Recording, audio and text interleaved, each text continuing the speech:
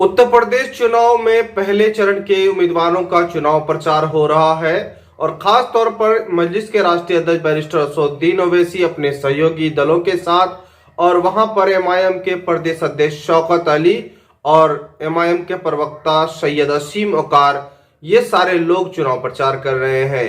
Omicron को देखते हुए ये चुनाव प्रचार वर्चुअल रैली के माध्यम से कर रहे हैं और लोग जो है अपने मोबाइल से इसको देख रहे हैं।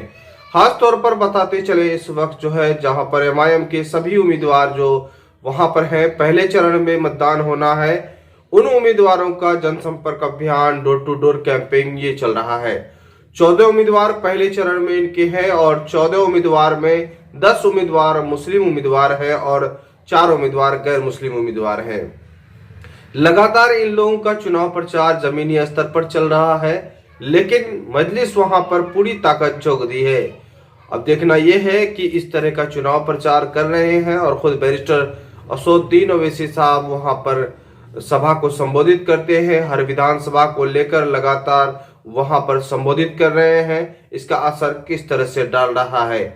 कहीं ना कहीं मजलिस इत्तेहादुल मुस्लिमीन पूरे तौर पर सभी लोगों की निगाहें हैं और खास तौर पर जो है सभी राजनीतिक दल वहां पर चुनाव भी लड़ रहे हैं। लेकिन एमआईएम के जो बड़े लीडर हैं, जो हैदराबाद के हैं, मंजूर खान साहब का कहना है कि उत्तर प्रदेश में लगातार मुसलमानों को फुटबॉल की तरह से इस्तेमाल किया गया है। तो अब जो है ये फुटबॉल की तरह नहीं, यहाँ पर जो है खिलाड़ी बनना है और बैरिस्टर असदुद्दीन ओवैसी साहब उत्तर प्रदेश गए हैं वहां खिलाड़ी बनाने के लिए। और खास तौर पर बैरिस्टर असदुद्दीन ओवैसी साहब का भी कहना है कि मुसलमानों के अंदर हम लीडरशिप बनाने आए हैं। तो मजलिस इत्तेहादुल मुस्लिमीन वहां पर जो आई है, इस बार सभी राजनीतिक पार्टियों का निगाहें भी है और सभी लोग अपने जोर तोड़ में लगे हुए हैं और सारे लोगों का टारगेट है कि मजलिस इत्तेहादुल मुस्लिमीन कामयाब ना हो। हालांकि आप पिछले दिनों ये भी सुने होंगे कि कई जो है वहां पर बड़ी पार्टी जो है अपना उम्मीदवार घोषणा के बाद दूसरे उम्मीदवारों को वहां पर उतारा है, क्योंकि जो पहले उम्मीदवार थे वो मजलिस के टक्कर में नहीं आ रहे थे, उससे मजलिस को फायदा मिल रहा था, इसीलिए वो अपना उम्मीदवार को कैंसिल कर दूसरे उम्मीदवार को वहां पर उतारे हैं। इससे साफ है, पता चलता है कि मजलिस का वहां पर पकड़ है और मजलिस से ही सारे पार्टियों को खौफ है।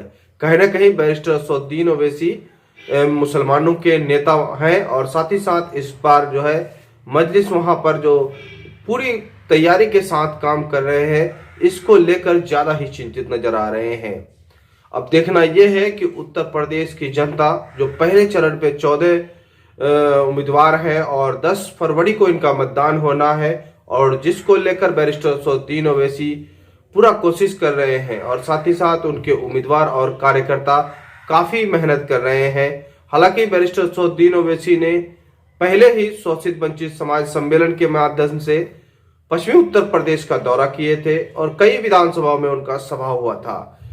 उस सभा के दौरान लोगों का जो जनसैलाब देखा था उससे साफ गदगद हो रहे हैं बैरिस्टर असदुद्दीन ओवैसी और खासतौर पर ये सभा जो भीड़ और जनसैलाब जो है अब वोट पे तब्दील होना है, इसको लेकर पूरा मंथन और पूरी तैयारी कर रहे हैं। लगातार मजलिस इत्तेहादुल मुस्लिमीन को लेकर उत्तर प्रदेश में चुनाव सुर्खियों पर है और बैरिस्टर असदुद्दीन ओवैसी साहब इस बार पूरी ताकत झोंक दी है, यानी उत्तर प्रदेश बड़ा प्रदेश में और 100 विधानसभा सीटों पर लड़ना और खास तौर पर पहली दफा मजलिस इस बार 100 विधानसभा पर लड़ रहे हैं और जिनकी तैयारी कई वर्षों से चल रहा है। और इस बार जो पश्चिमी विधानसभा चुनाव में खासतौर पर उत्तर प्रदेश में वहां पर मजलिस ने पहली दफा कैंडिडेट को उतारा है। इससे पहले चुनाव लड़े थे वहां पर एमआईएम ने, लेकिन पश्चिमी उत्तर प्रदेश से चुनाव नहीं लड़े थे। तो कहीं ना कहीं वहां पर लोगों के अंदर जोश और जज्बा हो सकता है और साथ ही साथ उम्मीद ये जताया जा रहा है कि इस बार उत्तर प्रदेश में कुछ बदलाव होने वाला है। बैरिस्टर असदुद्दीन ओवैसी ने उत्तर प्रदेश के लिए वहां के लोगों को आईना दिखा दिया है, अब वहां की जनता तय करेगी, उस पर छोड़ दिए हैं कि अब वहां की जनता को तय करना है कि इस बार वो क्या करेगी। फिलहाल तमाम पार्टियों की निगाहें मजलिस पर है, लेकिन मजलिस इत्तेहादुल मुस्लिमीन की निगाहें वहां के जनता पर है और वो जनता से उम्मीद करते हैं। अब फैसला जनता के हाथ में होना है। 10 फरवरी को वहां पर मतदान है। फिलहाल आप देख रहे हैं द मैसेज न्यूज। इस तरह से न्यूज पाने के लिए हमारे चैनल को सब्सक्राइब करें। अच्छा लगे तो लाइक करें, दोस्तों को शेयर करें। खुदा हाफिज।